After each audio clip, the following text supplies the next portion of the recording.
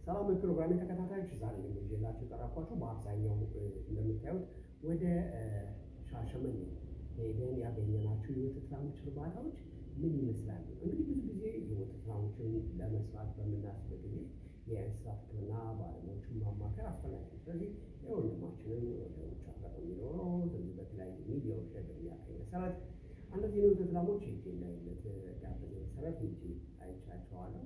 ያው ላሞች ሁኔታ ምን ይመስላል? በእርባታ ውስጥ የወተት ምርታቸው ምን ይመስላል? ጤንነታቸው ጉዳይ ምን ይመስላል? አንድ ላም ሁልጊዜ እኛ የምንለዝበት ነው መንገድ በወተት መጠኗ ሳይሆን ባላት የበሽታ መከላከል የመጀመሪያው ስራ ነው። ምክንያቱም በተለያዩ በሽታዎች ከተጠቁ ወደ ውጤት ላንደርስ ስለምንችል፣ ስለዚህ ሁለተኛው ደግሞ የሚሆነው ምንድነው? ምርት ነው። ከዛ ለአቦታዊ ሚሰራ ለአመጣጠር እና ያላቸው የጤና ክትትል፣ የቤት ንጽህና አያያዝ የእነዚህ ነገሮች በሙሉ ወሳኝነት ስላላቸው በዛ መሰረት አድርገን ነው እያንዳንዱ ስራ የምንሰራው ለማለት ፈልጌ ነው። ፕሮግራሙ ይጠቅማል ካላችሁ የጓደኞቻችሁ ሼር አድርጉ። እንቀጥላለን። በጣም ንጹህ ነው።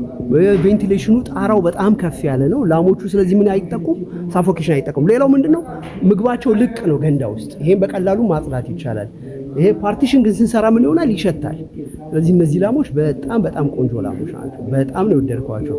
አየህ፣ አፍንጫቸው ላይ ሳል የላቸውም፣ ንፍጥ የላቸውም፣ ዲፕሬሽን የላቸውም።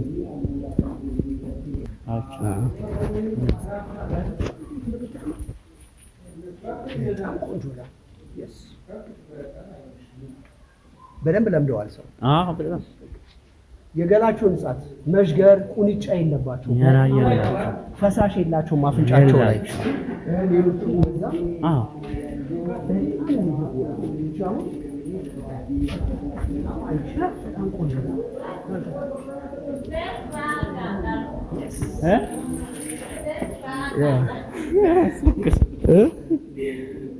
እንደምታዩዋቸው እነዚህ የአይሪሽ ዝርያ ናቸው። እነዚህ የአይሪሽ ዝርያዎች በአብዛኛው ጊዜ በሀገራችን ኢትዮጵያ በብዛት የሌሉ ናቸው።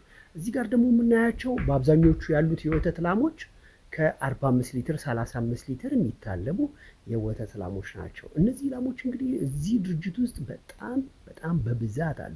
ለዚህ ነው እዚህ ሻሸመኔ ድረስ የመጣ ነው። እነዚህ ላሞች እንደምታዩቸው የጡታቸው አቀማመጥ በጣም ጥሩ ነው። አብዛኛው ጊዜ የወተት ላሞች እንደምታውቋቸው ሽንጣቸው በጣም ረዥም ነው። ጤናማነታቸውን የምናየው ደግሞ በአይናቸው ብራይትና ምንዝሃቸው ነው። ሌላው የጡታቸው ፊገር እግራቸው ላይ ምንም አይነት ቁስል የለም። ይቺ 33 ሊትር ገደማ የምትታለብ ናት። የቅድሟ 40 ናት። ይቺ በርካታ ዓመታት የወለደች 7ኛ ወሊድ ጽንስ ይዛለች። እንግዲህ የዚህ ድርጅት ባለቤቶች ጥንዶች ናቸው እና በጣም በጥሩ ሁኔታ ነው ላሞቻቸውን የያዙት። አንድ የወተት ላም ከፍተኛ የወተት ምርት እንዳላት የምናውቀው እምብርቷ አካባቢ ላይ እና የጡቶቿ የወተት ማስተላለፊያ ጋኖች እንዲሁም ደግሞ አቋማቸው እጅግ በጣም በጥሩ ሁኔታ ላይ እንደሚገኝ የሚያሳይ ነው። ስለዚህ ሁልጊዜ ላሞችን ስንገዛ የጡታቸው አቀማመጥ እና የጡታቸው የወተት ማስተላለፊያ ጋኖች ትላልቅ መሆናቸውንና እንዲሁም ደግሞ በአብዛኞቹ በወተት ምርት ከፍተኛ ምርት ቢሰጡም በአብዛኛው በካልሽየም እጥረት እንዲሁም ደግሞ በማህፀን መውጣት ዘር ባለመያዝ ችግር የሌለባቸው ዝርያዎችን ፈልገን ወደዚህ እርባታ መጥተናል። እንግዲህ ጥንዶቹ ይህን ፋርም ለማቋቋም ረዥም ጊዜ ለፍተው ጥረው ደክመው እዚህ የደረሱት የነዚህ ላሞች ውጤት በአካባቢው ለማህበረሰቡ ጥሩና ጤንነት አስተማማኝ የሆነ ከተለያዩ በሽታ ከእንደ ቱበርክሎሲስ፣ ቲቪ፣ ብሩሴላ ከሌሎችም በሽታዎች ነፃ የሆኑ ወተቶችን ለማህበረሰቡ ድርጅቶቹ ያቀርባሉ ማለት ነው ጥንዶቹ። ስለዚህ እዚህ ፋርም ላይ የተለያየ ዝርያዎች አሉ። የአይሪሽ ዝርያ አለ፣ ጀርዚ አለ፣ ሆልስቲን ፍሪጂያኖች አሉ። ግን ትልቁና ዋናው ነገር የዝርያ መብዛት ሳይሆን የላሞቹ ጤነኝነት ነው። በአብዛኛው ጊዜ እግሮቻቸው አካባቢ ላይ የምናየው የአጥንታቸው አቀማመጥ ቀጥ ያሉ ነው። ገላቸው ላይ ምንም አይነት የተለያየ እንደ ኤልኤሲዲ አይኑ እንደ ዴሞዲኮሲስ በመዥገር አማካኝነት የሚመጡ የጤና ችግሮችን አናይባቸውም። እቺ ላም እንደምታዩት የአይሪሽ ዝርያ ናት። እዚህ ጋር ደግሞ ያሉት የሆልስቲን ፍሪጂያኖች የጀርሲ ዝርያዎች አሉ። እንግዲህ ላሞችን ከምንመርጥበት የመጀመሪያው መስፈርት ላሞች ዘር ለመውሰድ ያዳግማሉ ወይ፣ የመተንፈሻ ችግር አለባቸው ወይ፣ ቤቱ እንደምታዩት ጥሩ የአየር ዝውውር አለው፣ ለሰራተኞች ቴሌቪዥን አለ። ይሄ እጅግ በጣም የሚገርመው ከዚህ ደግሞ ጥሩ የአየር ዝውውር መኖር፣ የቤቱ ጣራ፣ የመሬቱ ንጽህና፣ የላሞቹ ገላቸው ላይ ምንም አይነት ቆሻሻ አለመኖር፣ የአጥንት አቀማመጣቸው የአንድ የወተት ላም ከፍተኛ ጥሩ ወተት እንደምትሰጥ የአጥንት አቀማመጠው፣ የሽንጣቸው ርዝመት፣ ቆዳቸው ላይ ምንም አይነት ሊዥን ቁስል ነገር አለመኖሩ፣ የመተንፈሻ ችግር አለመኖሩ፣ የምግብ ፍላጎታቸው ጥሩ መሆን፣ ቴምፕሬቸራቸው ጥሩ መሆን። በተለይ ላሞችን ሁልጊዜ የምናየው ምንድን ነው? ዘር በተሰጣቸው ጊዜ ቶሎ ይዛሉ። ይሄ እንግዲህ ምንን ያሳያል? የእርባታው ባለቤቶች ለላሞቻቸው የሚሰጡት ትኩረት እጅግ በጣም ከፍተኛ መሆኑንና በየ2 ወሩ በየ3 ወሩ ላሞቻቸውን የውስጥ ጥገኛ ማስወገጃ መድኃኒቶችን በደንብ ሐኪሞቻቸው ጋር ክትትል ስለሚያደርጉ ላሞቹ በጊዜ በእድሜያቸው ዘር የመያዝ ችግር የለባቸውም። እንግዲህ ፋርሞችን ስንመርጥ በኃላፊነት ጥሩ ፋርም ቦታ ሄደን ለሚፈልጉ ሰዎች መምረጥ አለብን። በተለይ ጊደሮችን ስንመርጥ በስንት ጊዜያቸው ዘር ያዙ፣ የወተት ምርታቸው ምን ይመስላል፣ የአመጋገብ ሁኔታቸው ምን ይመስላል፣ የምን ዘር ነው፣ ዘር የተሰጣቸው የምን ዘር ነው። ጥሩ ዘሮች አሉ፣ በወተት ምርታቸው ከፍ ያሉ፣ በአብዛኛው ጊዜ ሲሰጣቸው ከ85% በላይ ላሞቹ ሴት ጥጃ እንዲወልዱ የሚያደርጉ ዘሮች አሉ። እነዛን ዘሮች ነው መስጠት ያለብን በአብዛኛው ጊዜ እንጂ የተለየ ዘሮች መድከም የለብንም። ምክንያቱም ለሚቀጥሉት 9 ወር ጽንስ አስይዘን ውጤታማ ካልሆነ አደጋ ነው። በተለይ ደግሞ በአሁኑ ሰዓት በሀገራችን ኢትዮጵያ በጣም በከፍተኛ ሁኔታ የእርባታን ሁኔታ እየጎዳ ያለው የኤፍኤምዲ በሽታ በጣም ተላላፊ ነው። በዛ ላይ ደግሞ በላሞች ላይ ከፍተኛ የሆነ ውርጃን ያመጣል፣ የጤና ችግርን ያመጣል፣ የምርት መውረድን ያመጣል። እነዚህ ላሞች ግን ያንን ክትባት እየወሰዱ ናቸው። ስለዚህ አንድ ፋርም ላይ ስንገባ ምን ይመስላል የክትባት ፕሮግራማቸው፣ ምን ይመስላል የዝርያ አሰጣጣቸው፣ ምን ይመስላል የወተት ምርታቸው፣ ምን ይመስላል በሽታን የመከላከል አቅማቸው። በአብዛኛው ጊዜ አንድን ፋርም ስንመርጥ ወተት ምን አላት፣ ምን ያህል ወተት አላት አይደለም ጨዋታው፣ ምን ያህል በሽታን የመከላከል አቅም አላቸው፣ የምን ዝርያ ናቸው። በአብዛኛው ስንመርጥ የሆልስቲን ፍሪዥያን እንመርጣለን፣ ጀርዚን እንመርጣለን፣ አይሪሽን እንመርጣለን። ግን ጀርዚዎችን ስንመርጥ በጣም በሽታን የመከላከል አቅማቸው ጥሩ ናቸው። በተለይ ደግሞ ዘርን የመያዝ እንዲሁም ደግሞ ረዥም ጊዜ ከ10 እስከ 12 ጊዜ የመውለድ የአንድ የወተት ላም የመኖር እድሜዋ በእኛ ሀገር ከ17 ዓመት እስከ 20 ዓመት ነው። ባደጉት ሀገር እስከ 25 ዓመት ይደርሳሉ። በተለይ በዓለም ላይ በአሁኑ ሰዓት በከፍተኛ የወተት ምርት የብራዚሏ ሂሪላንድ ስትሆን በአንድ ቀን ውስጥ ከ127 ሊትር በላይ ይሰጣሉ።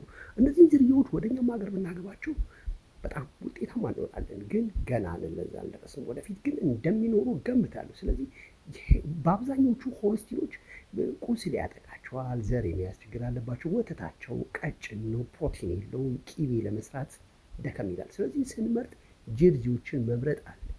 ጀርዚዎች በሽታን የመከላከል አቅማቸው ጥሩ ናቸው፣ ወተታቸው ወፍራም ነው፣ ፕሮቲን ይዘታቸው ወፍራም ነው። ስለዚህ ስንሰራ ጥንቃቄ ማድረግ ነው። በተለይ የዝርያ የእርግዝና ስራ ላይ ጥንቃቄ ማድረግ መቻል አለብን። የስንት ወር ናቸው? ምንድን ነው የተሰጣቸው ዘር? ጓንቶችን ደግመን ደጋግመን መጠቀም የለብንም። አንድ የወተት ላምን ዝርያ ምርመራ እርግዝና ከሰራን በኋላ ለሌላዋ ላም መጠቀም የለብንም። አንደኛ በሽታ እናስተላልፋለን፣ ሁለተኛ ደግሞ ላሞቹ ላይ ያሉ በሽታዎች በሙሉ ወደ ሰው በቀላሉ ሊተላለፉና እኛንም ሊጎዱ ስለሚችሉ ጓንት መደጋገም የለብን። በተለይ ጥፍራችን ደግሞ ጽንሱን እንዳይጎዳም ማድረግ አለብን። ጥፍራችን በደንብ መቁረጥ አለብን። ከዛ በኋላ ወደ ማህፀን ገብተን ጥንዶቹ የስንት ወር ናቸው? መቼ ዘር ተሰጣቸው? ጽንሱ ውስጥ ጤናማ ነው? እነዚህና ሌሎችን ነገሮች ለማረጋገጥ በጣም ጥንቃቄ ማድረግ አለብን። በተለይ ወደኛ መካከል ስንመጣ ብዙ ጊዜ የምንማማረው ምንድን ነው? የወተት ላሞች እንክብካቤና ክትትል። ላሞችን እንዴት እንቀርባለን? እንዴት አድርገን እርግዝና ምርመራ እንሰጣለን? በተለይ ደግሞ የዝርያ መረጣ ላይ ቢያንስ ጥሩ ግንዛቤ ሊኖረን ይገባል። እዛ ላይ ለሚያስፈልጉ ነገሮች በሙሉ ወደኛ ማዕከል ብትመጡ ለሚቀጥሉት 4 ቀን ስለ ወተት ላሞች የምንሰጠው ትሬኒንግ ከራሱ ማንዋልም ስላለው በጣም ጠቃሚ ነው። እንግዲህ የእርግዝና ምርመራ ስንሰራ መጀመሪያ ጭራቸው አካባቢ ላይ ቆሻሻ ነገሮች ካሉ ቶሎ ማጽዳትና ማስወገድ አለብን። አለበለዚያ ጓንት አድርገን ከነ ቆሻሻው ወደ ሰውነታቸው የከተት እንደሆነ ለተለያየ ማይክሮ ኦርጋኒዝም በሽታ ሊጠቁ ይችላሉ። በተለይ ደግሞ ጽንስን ፓልፔት ስናደርግ በመጠኑ ነው መንካት ያለብን እንጂ በጣም መንካት የለብን። ምክንያቱም ጽንሶቹ ካልዳበሩ ካላደጉ በምናደርገው ትግል ማህፀን ሊደማ ይችላል፣ ሊቀደድ ይችላል፣ መቧጨር ይሆናል እና ጽንሱም ሊሞት ስለሚችል በአብዛኛው ጊዜ የጽንስ ምርመራ ስናደርግ ከፍተኛ ጥንቃቄ ማድረግ መቻል አለብን። እንግዲህ እነዚህ ጥንዶች ይህንን የሚያህል ፋርም እንደዚህ አይነት በጥንቃቄ ሲሰሩ እኛ ደግሞ ከነሱ ምን እንማራለን? የላሞች እንክብካቤና ክትትል ምን ይመስላል? በሀገራችን ኢትዮጵያ በአሁኑ ሰዓት የወተት እርባታ ስራ በሰፊው እየተሰራ ነው። ይሄ ደግሞ ለምን ይጠቅማል? ለህፃናት እድገት፣ ለአረጋውያን በተለይ የሚኒራል ዲፊሽንሲ በሀገራችን ኢትዮጵያ በድርቅ ጋር ተያይዞ ለሚመጡ በሽታ መከላከል የወተት እርባታ፣ የወተት ምርት፣ የወተት ተዋጽኦ አስፈላጊ ስለሆነ በርካታ ሰዎች ወደዚህ ስራ ገብታችሁ ውጤታማ እንድትሆኑ ለማገዝ ነው። እኛም ደግሞ በዚህ ስራ ላይ ባለን ከፍተኛ ልምድ ለእናንተ የምትፈልጉትን የሆሊስቲክ ፍሪዚያንም የአይሪሽም የጀርዚም ስራ የማማከርና የማገዝ ህክምናን የመስጠት እንዲሁም ደግሞ ትሬኒንግ የመስጠትም አገልግሎት ስለምንሰጥ በዚሁ አጋጣሚ ለዚህ ወንድማችን ያደረግነውን ትብብር አይነት ለእናንተም ስለምናደርግ ታች ባለ ስልካችን በኩል ደውሉልን። እንግዲህ እነዚህ ላሞችን ስናያቸው ምንድነው ጡታቸው አካባቢ ላይ መዥገር በሽታ የለባቸውም። እግራቸው አካባቢ ላይ ቁስል የለም። እንደምታዩት ገላቸው በጣም ንጹህ ነው።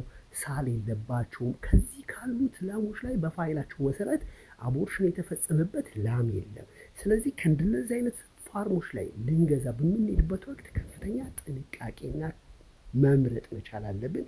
በዚሁ አጋጣሚ የሻሸመኔ የድርጅቱን ባለቤቶች ጥንዶቹን በጣም የማመሰግናቸው ለእንስሶቻቸው ያደረጉት ክትትል፣ ጥንቃቄ፣ የቤት አሰራር ነፋሻ መሆን፣ የላሞቹ ጤናማ መሆንን በዚሁ አጋጣሚ ለማመስገን እፈልጋለሁ። ፕሮግራሙ ይጠቅማል ካላችሁ ለጓደኞቻችሁ ሼር አድርጉ። ኃይሉ ነኝ የእንስሳት ሐኪም። መልካም ጊዜ ለሁላችሁ።